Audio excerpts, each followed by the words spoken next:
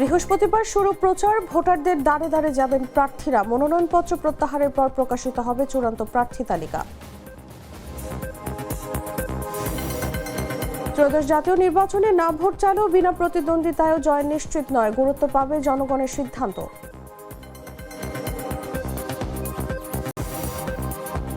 ভেঙেই চলেছে record, $4,800 mile ফলকে সোনার আউন্স, ক্রেতাদের সতর্ক থাকার পরামর্শ। গ্রিনল্যান্ড নিয়ন্ত্রণে করা অবস্থান ট্রাম্পের, বললেন পিছু হটার সুযোগ নেই। বিশ্বজুড়ে কূটনৈতিক উদ্বেগ ও আলোচনা। এবং চ্যাম্পিয়ন্স লিগে বড় অঘটনের শিকার চ্যাম্পিয়ন পিএসজি, শেষ মুহূর্তে জোড়া গোলের নায়ক লুইস সুয়ারেজ।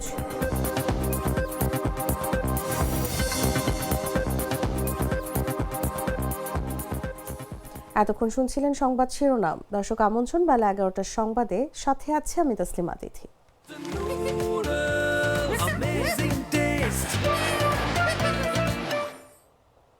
চলে যাচ্ছি পুরো খবরে। আসন্ন ত্রয়োদশ জাতীয় সংসদ নির্বাচনকে সামনে রেখে বৃহস্পতিবার থেকে দেশব্যাপী শুরু হচ্ছে নির্বাচনী প্রচারণা। ওই দিন থেকেই ভোটারদের সমর্থন পেতে বাড়ি বাড়ি গিয়ে প্রচারে নামবেন প্রতিদ্বন্দ্বী প্রার্থীরা। তুলে ধরবেন নিজেদের প্রতিশ্রুতি ও কর্মপরিকল্পনা। নির্বাচন কমিশনের ঘোষিত তফসিল অনুযায়ী মঙ্গলবার ছিল প্রার্থিতা প্রত্যাহারের শেষ দিন।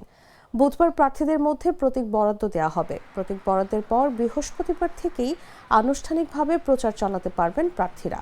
এদিকে মনোনয়নপত্র প্রত্যাহারের প্রক্রিয়া চলায় এখনও চূড়ান্ত প্রার্থী তালিকা প্রকাশ করা হয়নি। নির্বাচন কমিশনের তথ্য মতে এ পর্যন্ত 1,842 জন প্রার্থীর মনোনয়নপত্র বৈধ ঘোষণা করা হয়েছে।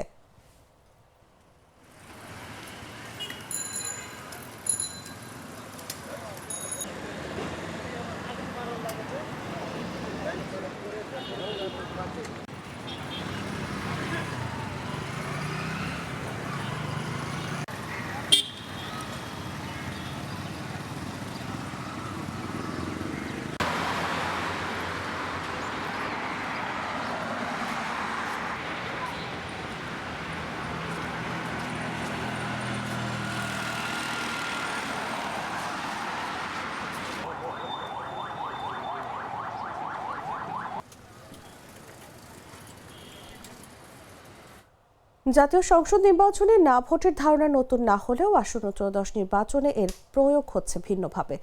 নির্বাচন কমিশন এবার হাইব্রিড নো ভোট নামে একটি নতুন পদ্ধতি চালু করেছে, যেখানে কেবলমাত্র একক প্রার্থী থাকা আসনগুলোতে ব্যালট পেপারে না ভোটের সুযোগ থাকবে। বিনা প্রতিদ্বন্দ্বিতায় জয় ঠেকানো এবং ভোটের চূড়ান্ত সিদ্ধান্ত জনগণের হাতে রাখার জন্যই এমন উদ্যোগ বলছে সরকার। বিস্তারিত জাগো ডেস্ক রিপোর্টে। জাতীয় সংসদ নির্বাচনে না ভোটের ধারণা নতুন নয়, তবে আসন্ন ত্রয়োদশ নির্বাচনে এই না ভোটের প্রয়োগ হবে ভিন্ন।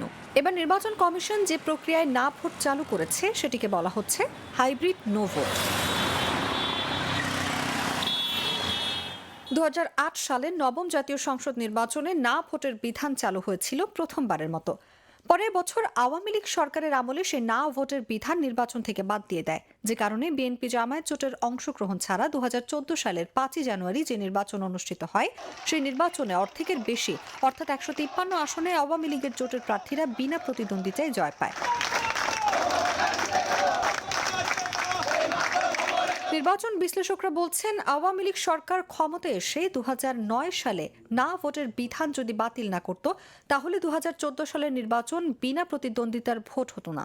2024 সালে গণ অভ্যুত্থানে আওয়ামী লীগ ক্ষমতাচ্যুত হওয়ার পর অন্তর্বর্তীকালীন সরকারের সংস্কার কমিশন না ভোট বিধান চালুর প্রস্তাব দেয় সরকারের কাছে।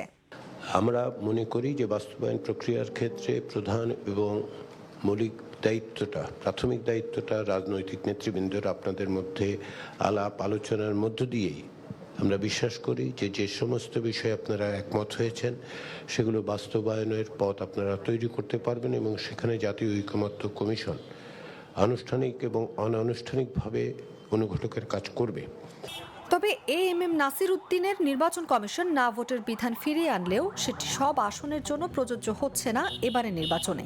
এবার এই না ভোট ফিরেছে একটু অন্যরকম ভাবে।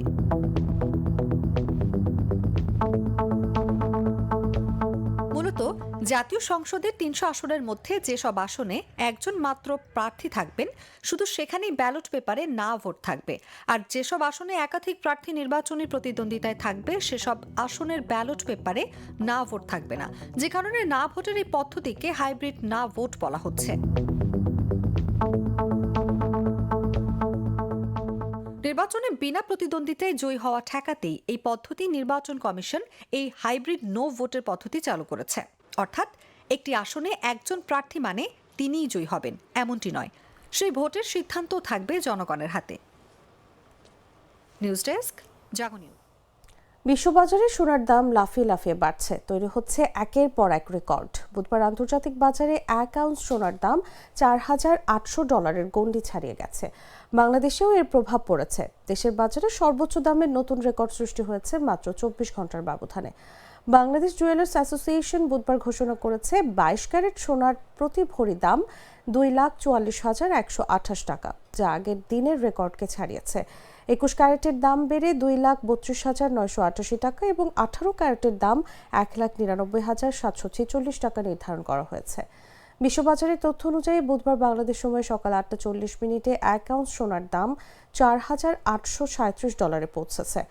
বিশেষজ্ঞরা বলছেন, এই ঊর্ধ্বমুখী প্রবণতা অব্যাহত থাকলে শীঘ্রই $5,000 মাইল ফলকও স্পর্শ করা সম্ভব।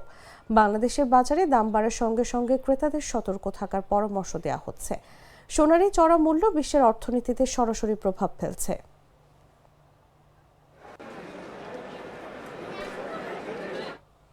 আগামী 12 ফেব্রুয়ারি জাতীয় সংসদ নির্বাচনকে সামনে রেখে দীর্ঘ 17 বছর পর ক্ষমতায় ফেরার স্বপ্ন দেখছে বিএনপি। কিন্তু নির্বাচনের ঠিক আগ মুহূর্তে দলটির ভেতরেই বড় চ্যালেঞ্জ হয়ে দাঁড়িয়েছে বিদ্রোহী প্রার্থীদের সংকট। প্রায় 40টির বেশি আসনে অর্ধশতাধিক বিদ্রোহী প্রার্থী মাঠে থাকায় অস্বস্তিতে পড়েছে দলীয় হাইকমান্ড। এর মধ্যে আবার ঋণ খেলাপি ও দ্বৈত নাগরিকত্বের অভিযোগে 3 গুরুত্বপূর্ণ আসনে বিএনপির প্রার্থীদের মনোনয়ন বাতিল করেছে নির্বাচন কমিশন। সময় গড়িয়ে যাচ্ছে, কিন্তু বিদ্রোহ পুরোপুরি থামেনি। এই অবস্থায় পরিস্থিতি সামাল দিতে কতটা সফল হবে বিএনপি, সেটাই এখন বড় প্রশ্ন। বিস্তারিত তুষার ইসলামের রিপোর্টে।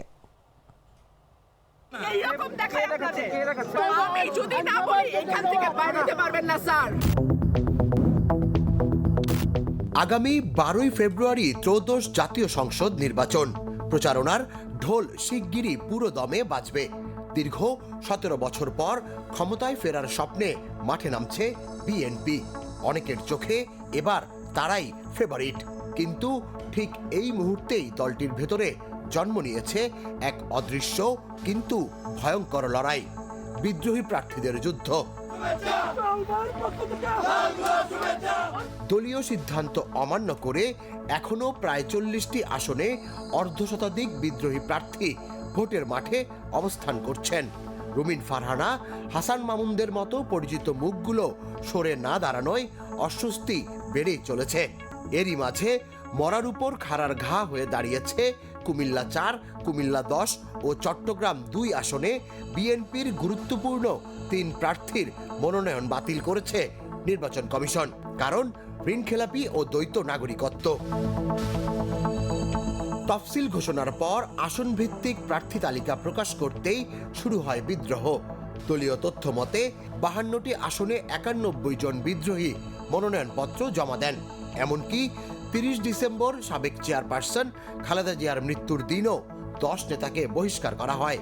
তাতেও থামেনি বিদ্রোহ। শেষ পর্যন্ত সরাসরি মাঠে নামতে হয় তারেক রহমানকে।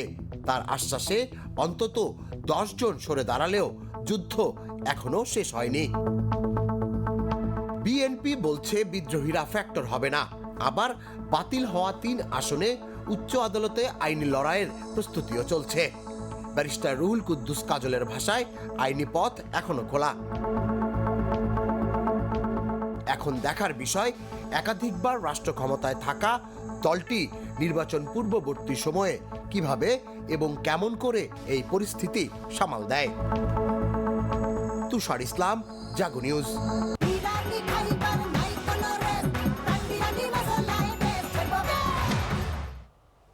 ঢাকা ও পার্শ্ববর্তী এলাকায় আজ আকাশ আংশিক মেঘলা থাকতে পারে বলে জানিয়েছে আবহাওয়া অধিদপ্তর। বুধবার সকাল 7টা থেকে পরবর্তী 6 ঘন্টার জন্য দেয়া আবহাওয়ার পূর্বাভাসে এ তথ্য জানানো হয়েছে। পূর্বাভাসে বলা হয় আবহাওয়া প্রধানত শুষ্ক থাকতে পারে। বাতাস উত্তর অথবা উত্তর পশ্চিম দিক থেকে ঘন্টায় 5 থেকে 10 কিলোমিটার বেগে প্রবাহিত হতে পারে।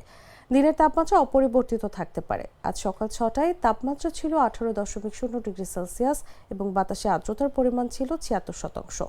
মঙ্গলবার সর্বোচ্চ তাপমাত্রা ছিল 28.2 ডিগ্রি সেলসিয়াস এবং আজ সর্বনিম্ন তাপমাত্রা পাওয়া গেছে 16.7 ডিগ্রি সেলসিয়াস। আজকে সূর্য অস্ত যাবে সন্ধ্যা 5টা 37 এবং আগামীকাল সূর্যোদয় হবে ভোর 6টা 43।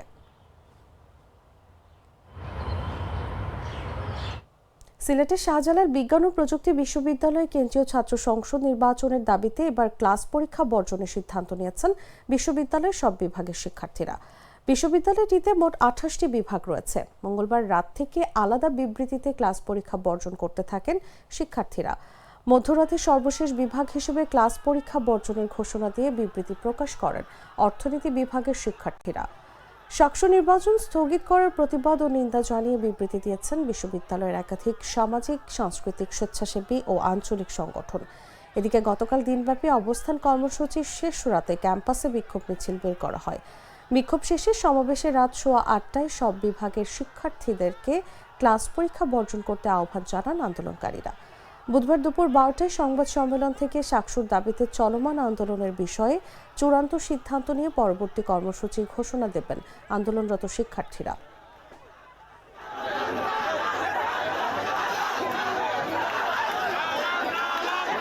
দুধার চকলেটে একাকার হয়ে ওঠা প্রাণ লেয়ার সম্পর্কের মিষ্টি ম্যাজিক।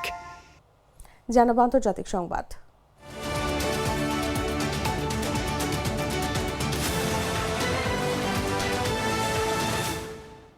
যুক্তরাষ্ট্রের প্রেসিডেন্ট ডোনাল্ড ট্রাম্প আবারও গ্রিনল্যান্ড নিয়ন্ত্রণ নিয়ে কড়া অবস্থান নিয়েছেন। সামাজিক যোগাযোগ মাধ্যমে দেয়া এক বার্তায় তিনি বলেছেন, গ্রিনল্যান্ড অত্যন্ত গুরুত্বপূর্ণ আর পিছু হটার কোনো সুযোগ নেই। হোয়াইট হাউসে এক সংবাদ সম্মেলনে ট্রাম্প জানান, গ্রিনল্যান্ড অধিগ্রহণে তিনি কতদূর যেতে প্রস্তুত সময় হলেই তা জানা যাবে। বিষয়টি আন্তর্জাতিক মহলে নতুন করে উদ্বেগ তৈরি করেছে। সুইজারল্যান্ডের দাভোসে বিশ্ব অর্থনৈতিক ফোরামে ফ্রান্সের প্রেসিডেন্ট ইমানুয়েল ম্যাক্রো সতর্ক করেছেন, বিশ্ব ধীরে ধীরে নিয়মহীন ব্যবস্থার দিকে সরে যাচ্ছে। কানাডার প্রধানমন্ত্রী মার্ক কার্নি জানিয়েছেন, পুরনো বৈশ্বিক ব্যবস্থা আর ফিরে আসছে না। অন্যদিকে গ্রিনল্যান্ডের শিল্প ও প্রাকৃতিক সম্পদ বিষয়ক মন্ত্রী নাজার নাথালিয়েনেসেন বলেন, আমরা আমেরিকান হতে চাই না, আমাদের ভবিষ্যৎ আমরা নিজেরাই নির্ধারণ করব। বিশ্লেষকরা মনে করছেন, ট্রাম্পের কঠোর অবস্থান যুক্তরাষ্ট্র ও মিত্রদের মধ্যে নতুন কূটনৈতিক টানাপোড়েন সৃষ্টি করেছে। প্রেসিডেন্ট ট্রাম্প দাভোসে পৌঁছানোর পর এই ইস্যুতে একাধিক গুরুত্বপূর্ণ বৈঠক অনুষ্ঠিত হবে।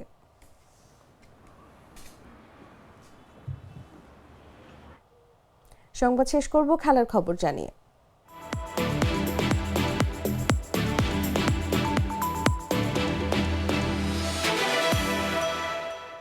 চ্যাম্পিয়ন্স লিগে বড় চমক ঘটালো পর্তুগিজ ক্লাব স্পোর্টিং সিপি। ঘরের মাঠ এস্তাদিও হোসে আলভালাদেতে বর্তমান চ্যাম্পিয়ন প্যারিস সেন্ট জার্মেইকে 2-1 গোলে হারালো তারা।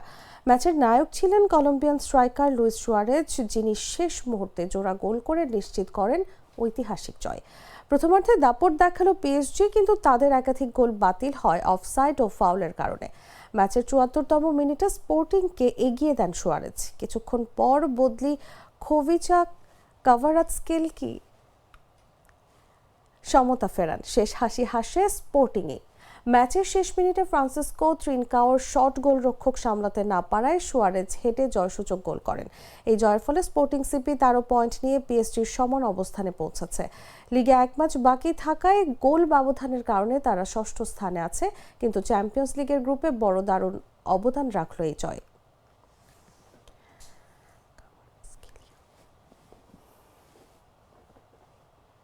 দর্শক, সংবাদ শেষ করার আগে শিরোনামগুলো জানিয়ে দিচ্ছি আরো একবার।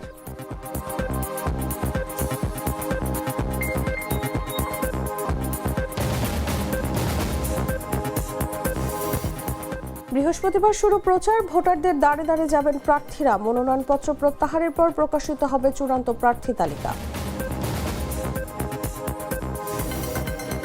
ত্রয়োদশ জাতীয় নির্বাচনে না ভোট চালু, বিনা প্রতিদ্বন্দ্বিতায় জয় নিশ্চিত নয়, গুরুত্ব পাবে জনগণের সিদ্ধান্ত। ভেঙেই চলেছে রেকর্ড, $4,800 মাইল ফলকে সোনার আউন্স, ক্রেতাদের সতর্ক থাকার পরামর্শ।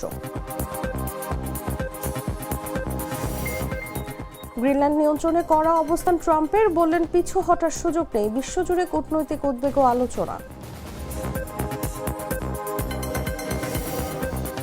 এবং চ্যাম্পিয়ন্স লিগে বড় অঘটনের শিকার চ্যাম্পিয়ন পিএসজি, শেষ মুহূর্তে জোড়া গোলের নায়ক লুইস সুয়ারেজ।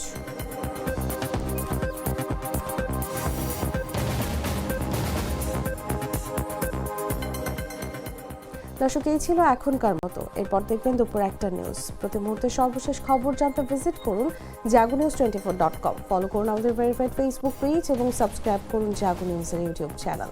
ধন্যবাদ সবাইকে।